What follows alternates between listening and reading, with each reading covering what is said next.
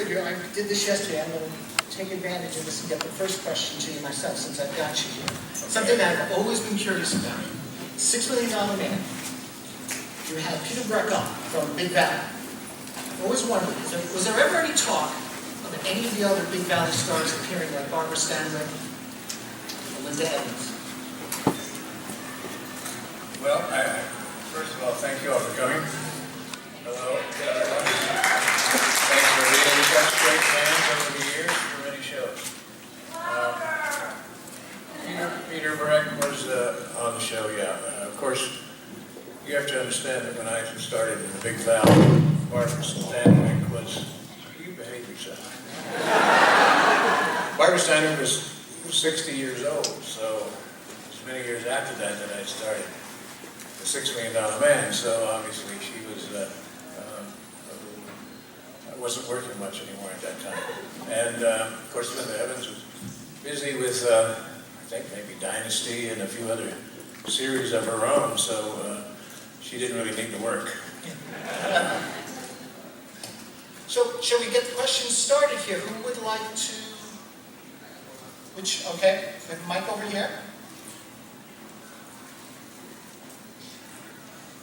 And folks, make sure you're getting those Cozy TV t-shirts when you do ask a question. Compliments of Cozy TV, thank you. I want to ask a question. You want to ask a question? There you go. I want a shirt. You want a shirt? What? I put a shirt in your bag. You did? Oh, okay. Thank you. And a Cozy hat. Great. Wow. Yeah. Yes, sir, go ahead. How much did you learn from Barbara Stanwyck when you were on the Big Valley? And did you ever get to take Linda Evans when you were on there? As far as Barbara Stanwyck, I learned to make sure I knew my lines, hit my marks, and keep my mouth shut. She was quite a disciplinary lady, which I was grateful for because it gave me great training as an actor, because I was very new and I was just plainly starting out. So I was always grateful for her because she kind of took me under her wing and taught me about a lot of stuff, and it was really super working with her. I didn't get the Linda Evans part. What was that? Did you ever get to date her? To date Linda Evans. She was married at the time. She was with John Derrick. That's correct, yeah. And she was only about 20 years old when we started. But no, she was always involved. Besides, she was my sister.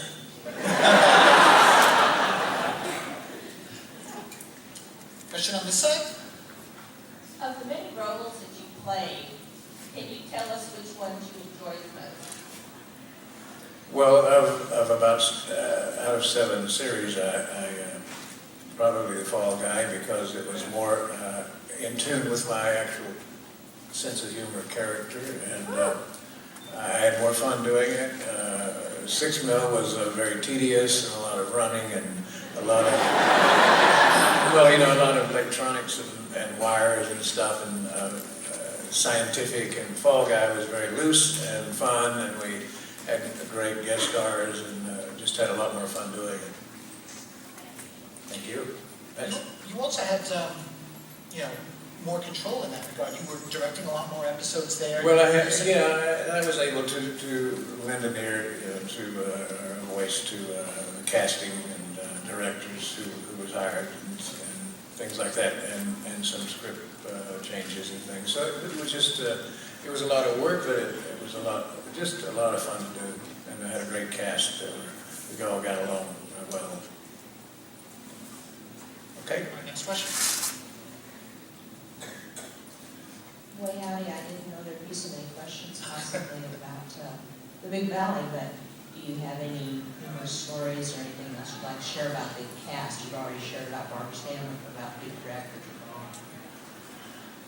Well, let's see, the only problems I had with the cast would be my horse. It broke my nose once. And Linda Evans broke my nose once. So there's a lot of fond memories of that show. Well, when you're getting on a horse and you're supposedly wounded, and you have these saddlebags, and I'm trying to climb up, and I put the saddlebags over the horse's neck, and as I'm climbing on, the saddlebag slipped and caught the rein, the horse's rein, and naturally the horse spooked and jerked his head straight back, and as I was leaning over him, cracked me right in the nose. Then there was a time when we were riding down the trail, and I see the old rifle glint barrel in the woods, and I dive off my horse to take Linda, but it wasn't Linda, it was a stunt woman, and I took her off her horse, and we landed. Naturally, I have to land on me because I'm the guy, and we roll down the hill, and we come to a stop. And then they cut, and then they move the cameras down, and then they put Linda Evans in, Audra, and I'm kind of laying over her to shield her, and nobody told us that the director was going to fire a shot off. And he did, and Linda, it scared the heck out of her, and she jerked her head back, and I put mine down, and I got my nose broke again. And I remember the director saying, "Hurry, let's get his close-up before it swells." So, there is no pity. We have no pity on you. You just keep working. The show goes on, right? All right, what else? You've worked with a lot of great actors over the years. What actor have you not worked with that you would really want to work with? That I did not work with, that I admired the most, maybe? Yeah.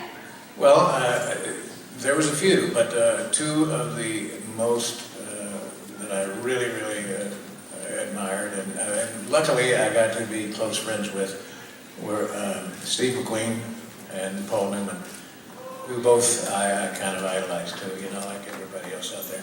McQueen was cool, and I got to hang out with him. We lived not far away from each other in Malibu, California, and we would hang out on the weekends, driving his old pickup truck up the coast and going into these little antique places. We both had beards and long hair and glasses, and we would see a little antique little car or something that would be probably $30, and he would. I would go to maybe say, "I'm going to get this," and he'd say to the lady, "Well, I'll give you 35, and I'd wait. "Well, I'll give you 40. And by the time we got done, it cost us $50, and I don't know why, but anyway, the lady enjoyed it. We'd always go into her store, but just riding up and down the coast with his pickup truck and a few old Milwaukee beers in the cooler was pretty cool, I got to tell you. So, in fact, I think I was the only actor that could drop by his house at any time, which is really cool. And Newman, I met and was able to spend time with, because he liked to drive race cars, and we met in Atlanta at a race, and got to hang with him for quite a while at different times. And so those are the two.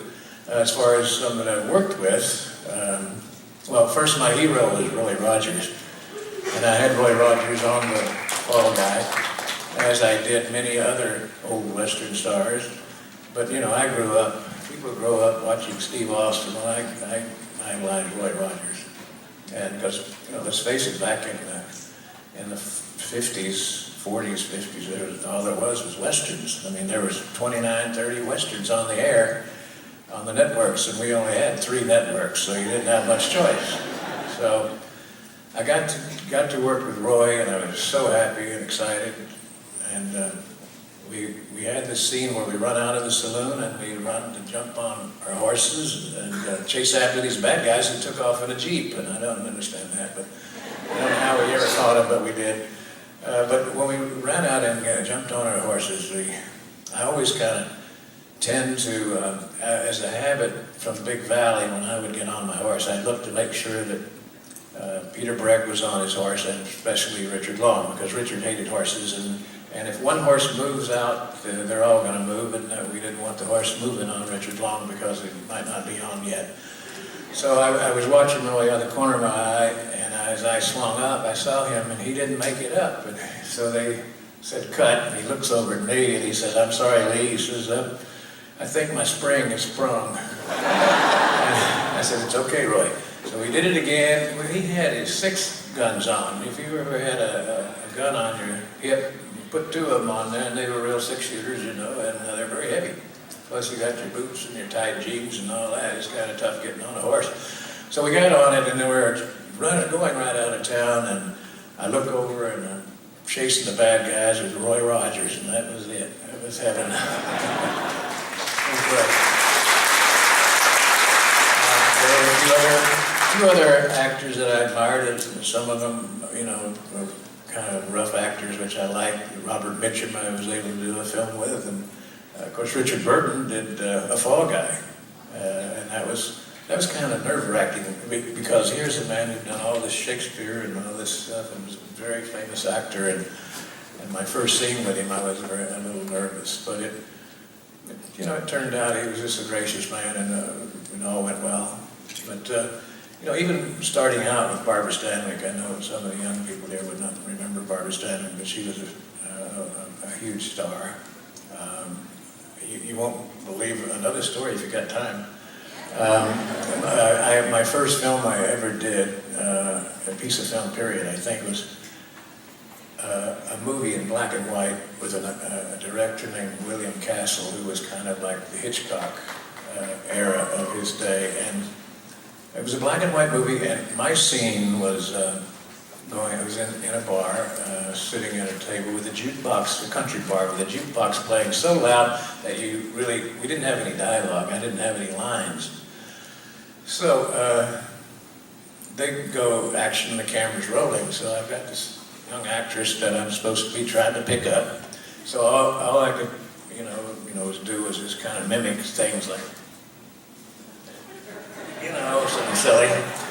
And so finally, after a few takes, the director comes over and he says, "Okay, Lee, I want you guys to ad-lib." I said, "Yes, sir." He walks off and I said, "The girl, what's he mean? What's ad-lib?" "He wants you to talk." I said, "Talk? I don't have any lines. What am I going to say?" She says, "Make up something." So they roll the camera and I'm saying, "Come on home with me, baby. Come on home with me, baby. Baby, come on home with me." All I said for 7 lines. I couldn't think of a dead-burn thing to say. So, the next scene is Barbara Stanwyck going down the trail and just getting released from a mental institution. And she is heading for the farmhouse and she sees the light on in the back. And so she kind of veers over to the back window and looks in, and there I am lying there in bed with the girl, and we're asleep. So she, horrified, and backs up into the old chopping block, and guess what's on there? It's an axe. So anyway, the next scene is her coming into the room, but you don't see her. All you see is a shadow on the wall, and you see this axe raise up, and you see it come down and hit one of those two shadow heads there, and you see it fall off, and that was the end of my part. In my little hometown in Kentucky, from the mountains there, they came down from all the hollows and the hills to... Glad you got out too. They come down, and they're just coal miners and moonshiners there, right? So anyway, they came down to see this movie, and on the marquee it said starring Lee Majors in Straight Jacket, also starring Joan Crawford. But when my head fell off the screen, that shot, that was the end of me. And then the credits come on, the titles come on. I'm not in the rest of the movie. I think they wanted their money back. Okay, what's next?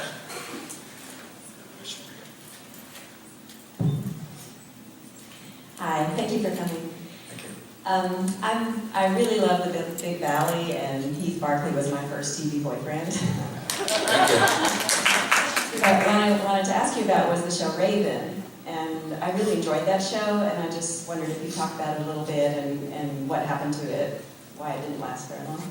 Very easily. That was filmed, we went for 2 years on CBS on a Saturday night when nobody was watching, but it was a fun show. We had a guest star in the show. Not guest star, he was the star of the show, a kid named Jeffrey Meek, and we did it for 2 years, all shot in Hawaii. He was more or less a martial arts kind of guy, and I played this pudgy kind of character where I put on a vest, and then I put on a big old Hawaiian shirt over that, so it made me look like I weighed about 200, and I had a beard, and I put cotton in my mouth and made my jaws bigger. And I didn't have to shave the entire time we were shooting, so it was great. I just roll out of bed and go to work. And but the main star actor, he had a problem with dialogue. I mean, with the script all the time, which meant he didn't like something. We had to wait until it was actually corrected. But to get it corrected, it had to go to the writers all the way back in L.A. And then by the time I got back, we'd be wasting a lot of time. So we sat around a lot waiting for. And you can't waste time when you've got so much to do each day. So eventually, I think they got kind of tired of it, and that's the main reason it was canceled. And then we would have been on there still because the show that took that spot was Walker, Texas Ranger. So it hit out there on Saturday night for quite a while. And then speaking of Walker, Texas Ranger, I played Bad Marshal on the Walker, Texas Ranger. Of course, Chuck's the good guy, so he got to beat my butt. So I've been wanting a rematch ever since then, because that's the only television, or only fight I ever lost on film. What's next? Over here. Claremont Barnes from Washington, D.C. One thing, would you tell us about a deleted scene from $6 Million Man that you wish had been aired, or a script that you, or a storyline that you wish could have been pursued? And secondly, if you'll sing a couple of bars from The Fall Guy for us. I didn't know that in. How about we all sing The Fall Guy for him at the end? You know, that's a tough question, because I don't really, you know, you shoot so much each day. You shoot 12, 13 pages a day. That's a lot of dialogue every day. You don't really have time to digress all these words and stuff. You kind of just turn into a talking machine. So I really can't answer that first part very much. There were some scenes I would have liked to have deleted that I thought I did so bad. I don't remember any deleted that I wanted in. I'm sorry. First off, thank you very much for Steve Austin. Grew up with watching you on TV. But did you ever feel that you were going to get typecasted, since that was very genre specific, and kind of hurt your work afterwards? Well, yes, and I have a very good answer for that, because after I finished 6 Mil, I didn't think it was ever going to end. It's because we did three 2-hour movies before we ever did the pilot. Before we ever went to series. 3 2-hour movies before we went in to decide that they wanted to put it on the air. And then after it finished, doing 100 and so episodes, and many years, we still did 3 more 2-hour movies after the show went off the air. I do remember one, it was about 1994, that we were in Toronto, Canada, and it was the return of the Bionic Woman and the $6 Million Man or something, and we had a young girl on there, and a young actress they were grooming, that thought that she might be another Bionic Woman thing happening from this show, but that was Sandra Bullock. And nobody knew who she was. She didn't get paid very much to do this 2-hour movie either, but you know what, she's never returned the favor. No, she never cast me in any of her movies. Now, where were we going with that? I know, it was the typecast part. I'm still here, my memory's still good. Hi, Tanya. I'll get to you in a second. I was going through the airport, and I ran into an old friend named Glenn Larson. Now, Glenn Larson, you might know he created a bunch of shows like Battlestar Galactica and Magnum P.I., Quincy, a whole bunch. And anyway, he said, would you like to do another series? And I said, I'd love to do another series, because I'm really getting tired of this $6 Million Man thing. And so he said, okay, we'll write. Well, I've got a great idea. So he was writing on it, and I went over, he had a place in Hawaii, and I went over and hung out with him, and he finished the script, and I got a little input into it, and we became kind of partners on it. And that was, and we went to ABC to pitch this show. Things have changed in LA as far as our business. It's also corporate now, but back then the way you make a deal is you go in and you meet with the head of the network, and you say, all right, this is it. It's a guy, he's a stunt man, but he moonlights as a bounty hunter. And here, listen to this. We had a guy who wrote the song, the theme song for the Fall Guy, and he sat with his guitar and played the song, and after that, the head guy at Leonard Oates at ABC said, let's do it. So we went ahead and did it, but, you know, on a handshake, and that's the way deals were made back then. Now it's takes, you know, you're lucky to get picked up for 6 shows. When I started in the Big Valley, we did almost 40 shows, and that's a lot of shows per year. And they dropped to 39 for a while, and then went down to 38, and then 32 forever. Now if they pick up a show, it's for 6 shows. And you gotta prove yourself in 6 shows, or half the time you're off the air. And if you get a full pickup, it's still only 20 shows. What happens, they found out that residuals still work. They thought they had to have new product all the time. They said, we can even save money and make money by just showing the same thing over again. These dummies will watch it. Right? So that's why residuals came in. I mean, you know, we didn't have residuals. If I'd gotten residuals in Big Valley, I wouldn't be sitting here today. I'd be at home in a comfortable chair somewhere on my yacht or something. I'm still working. I'm 74 years old and still going.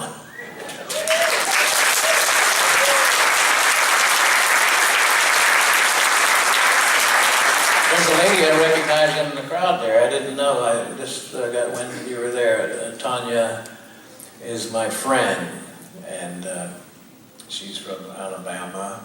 We made a movie a couple years ago called When I See the Ocean, or Find the Ocean, and we shot there I felt like I was in that little spot there in Alabama. I spent a year there 1 month.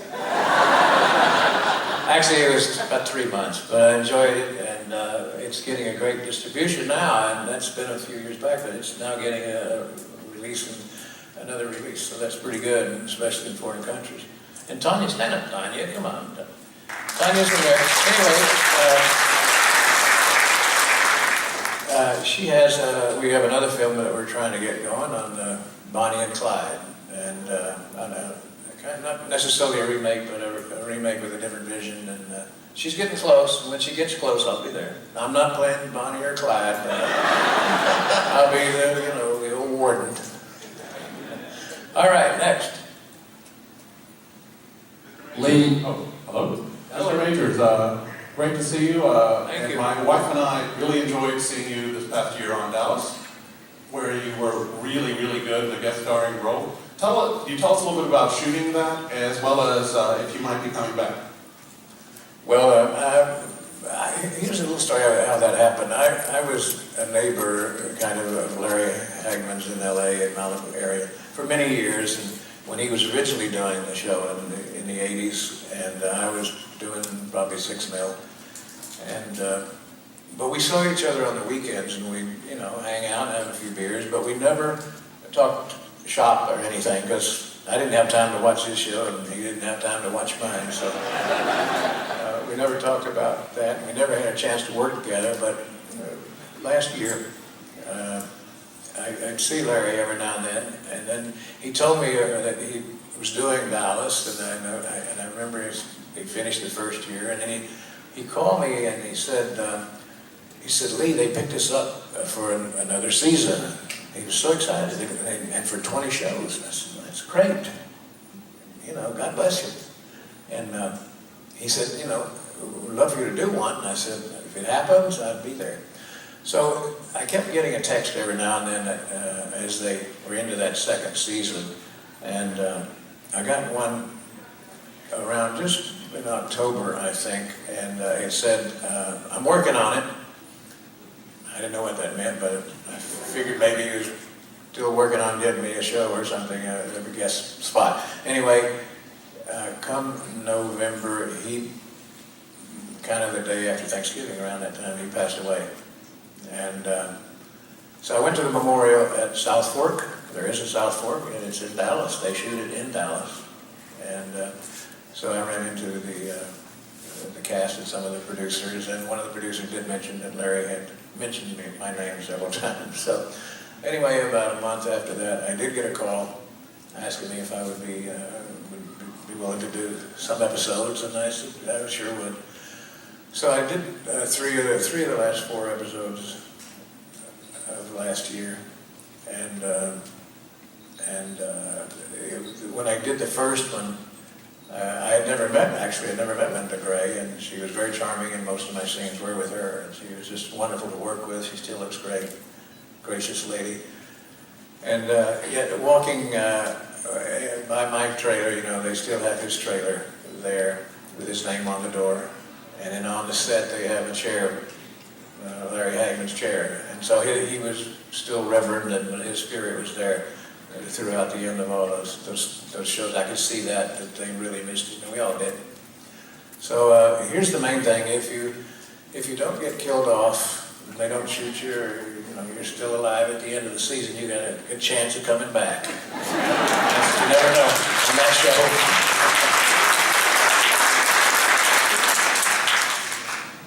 Next. Lee, I've recently Oh, there we go. over here. Hi. Thanks for coming to Atlanta, coming to DragonCon. Thank you. It's my first one. We know, and I'm glad to hear it.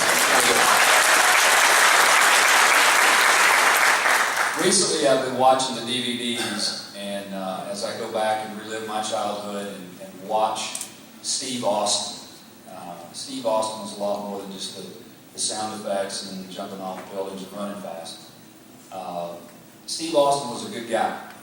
He did the right thing. He would have done the right thing whether he'd been bionic or not. I think we all appreciate that, but we really appreciate that character that you created. And give him a round of applause for that, guys. Thank you. I'd like to say that, I try to take parts in most of the roles I've done and series I've done. I've tried to have been family shows, The Big Valley, and especially with the $6 Million Man. I felt it was important that we didn't overuse the bionics. I tried to play them down and not use them every 5 minutes of the show. And I made sure that whenever we had a fight with people, bad guys, if we were leaving or whatever, they always were getting up, or there was no blood, no killings and stuff on our show like there is today with so much blood and gore. We just and I get this many times over. People say, is the one show, and this is all around the world. I'm talking about islands that you didn't even know people even watched you back then, and they said they all gathered around the one TV, and it was the one night we all got family together and could watch the show as a family. And I didn't. That was one of the main reasons I did the show, and it worked. And I imagine if a lot of you, your parents maybe made you watch it. I'm sorry, but they made you watch it for a reason, and that was one of the reasons, because it was a good show, a family show and I enjoy doing faith-based films too. I've done 1 or 2, and I look forward to doing more of those. And I like giving young people and people who are trying to get independent films made. In this day and age, it's hard to get financing to do them, and I try to accommodate as many as I can in that respect. Next.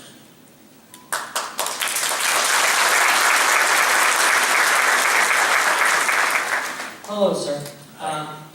I'm just wondering, what did you think of your part or cameo in Scrooge? Oh, I didn't see the video because I was just arriving out there, but then I heard this voice, and I heard what sounded like Santa Claus. And I said, oh, they got Scrooged on there? Is that what that was? That was, yeah. I was impressed that you had that on there. No, that was Richard Donner, Dick Donner, the director, asked me if I'd do a cameo for them, and I went over and did it. And it was a lot of fun. I got to save Santa Claus. I was a good boy that year. So no, I enjoyed doing that. We've got a copy of the video file also on that USB for you. Oh, thank you. You're very kind. How many get Cozy TV? See? Look, no hands.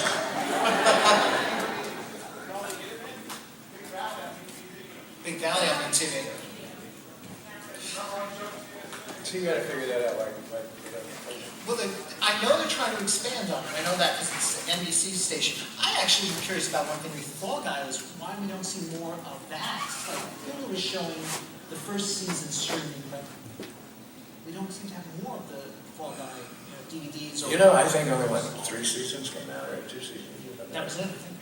2, maybe, I don't know. I don't own them. I really don't have anything to do with that. That's 20th Century Fox. I know, though, that Glenn Larson had been writing a script for a film, and I don't know who that was with, what studio that was with. It's like you hear about the $6 Million Man coming out as a movie. I've heard many rumors. At one point it was Jim Carrey, and I said, what, they're going to make a comedy out of it? Which probably would be very good, make a comedy out of it. But, there's a big fight going on for a long time on the rights to the $6 Million Man with the family, who really owns the book that was written and that it was based on. And, of course, Universal had the rights, and then I think it went to another studio to another studio. I think the Weinstein brothers have it now, and who knows if they'll ever make anything of it. I probably won't be in it. There was a Big Valley movie that was going to be made, which I went in and met the director and one of the producers, and I said, oh, I guess you want me to play my original part of Heath. And I said, no, we want you to play the father of Heath. And that was a little disappointing. So anyway, it went on for a while, because he never knew who the father was. He was, I was illegitimate. And so it would have been interesting because they would open the film, it would reverse it back a little bit, a few years, to where I was in charge. You would see and then before Heath ever shows up. But anyway, that too suffers from financing and is still out there trying to be made. So if it gets made, I'll be in it. If it doesn't, I'll be here talking to you guys. Next year.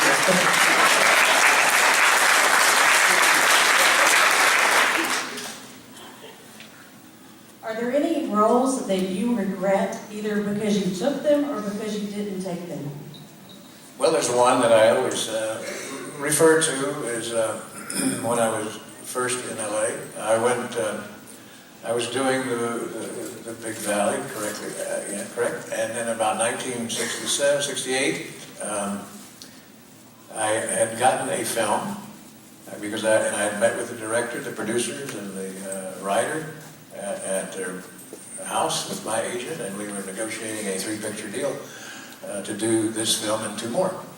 And ABC had canceled the Big Valley at that time.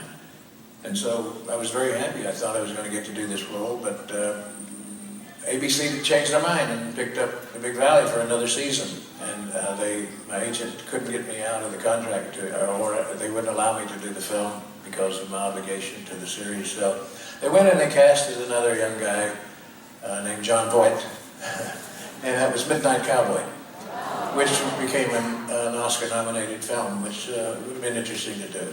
My career may have gone a different direction, but I never have any regrets because I love John Voight. He's a wonderful actor. He's doing a great job in a Showtime series right now called Ray Donovan that kids aren't supposed to watch.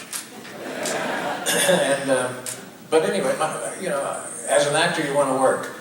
So having done as much series work and television work and even what films I've done, I think I've been on camera a little more than John Boyd. But I love his work also. That was one role that I can remember, but other than that, I never really pursued a movie career as much because I was, if you figure out, say, take 3 series, that say Big Valley, 6 Mil, and Fall Guy, they go 5 years or more. You know, you're talking 15 years or more, and throw in about 4 other series, and I was continually working, and whenever I had a chance, you know, a lot of people maybe between their seasons would shoot a film. I just rested. I went off and wanted to live a normal life. Because you don't have a life, you know, 14 hours a day, 5 days a week. I had an apartment on the old 4-star lot, which is CBS Studio Center now, when Big Valley was shooting, and I stayed there on the lot in an apartment all week. Because I lived way out in the Malibu area in the hills, and the drive is too far, especially if you've been to LA, you know, and driving is. Then when I went to 6 Mil, which is at Universal Studios, I had an apartment there also. So, and then when I went to do Fall Guy, I was the only actor to have an apartment on the 20th Century Fox lot for 5 years, and I saw my house in the weekends. So, who wants to do a movie when you have some free time? I want to go fishing. That's what I did. We're starting to run out of time, so if we can, do we have any more questions on this side? Hey, thanks so much for being here. You have so many great guest stars that came on your series over the years. I was wondering if you could speak about some of your favorite experiences crossing over into other shows. Well, my favorite guest star, I had so many good ones. Anybody that ever did a Western television series in their lifetime, these older actors, I got them on my show, on The Fall Guy. And I try to use as many, especially the stunt guys.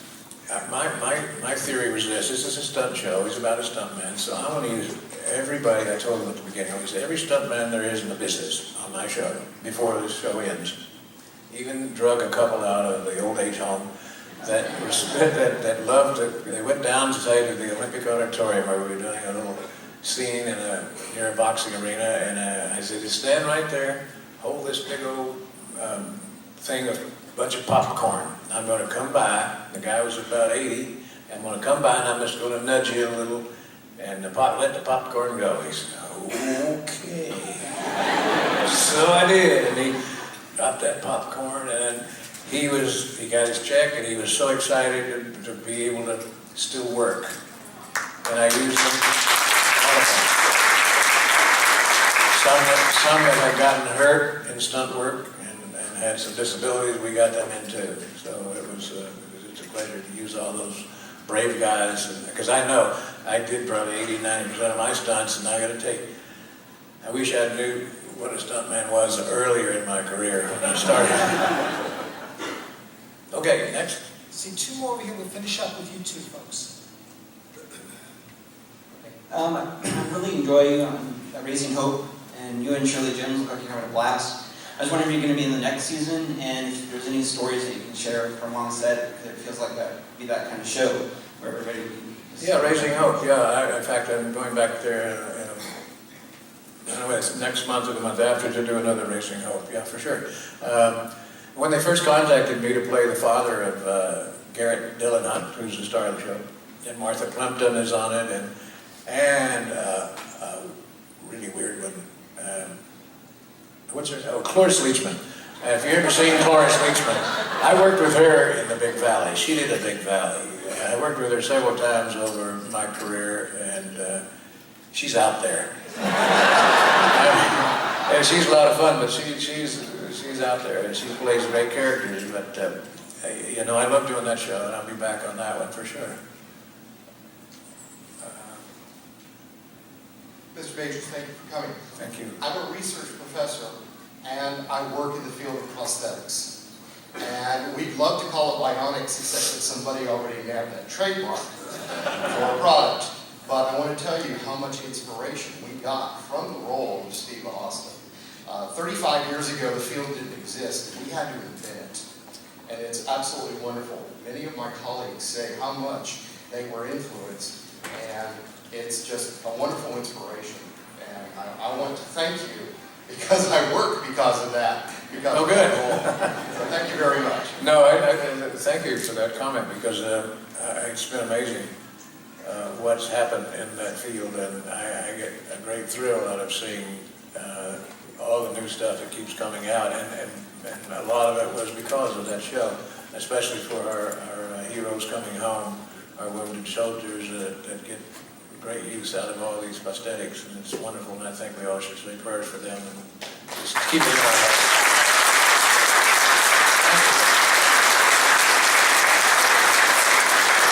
I understand you have another commitment that you have to attend to, but I want to take a moment to thank you for being here.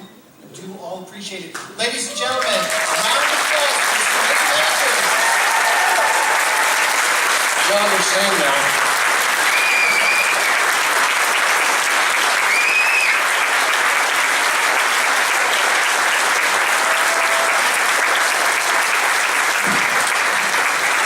Thank you very much. The only thing that comes of doing all your stunts over these years is that your knees get a little bad. So I'm getting to that point where it's now I don't try to do much action films or television. I can still walk a little and talk a lot. So that's it. Thank you all for coming, and I appreciate it.